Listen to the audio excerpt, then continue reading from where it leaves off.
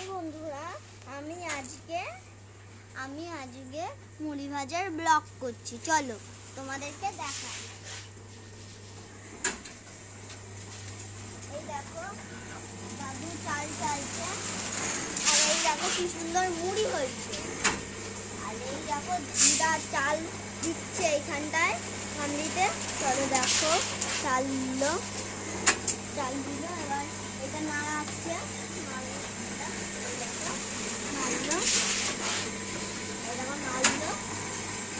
তারপরে এটাও নাড়ছে।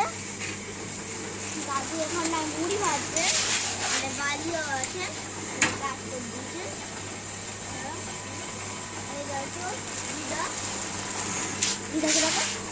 দিদা।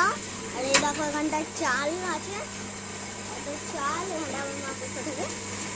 চলো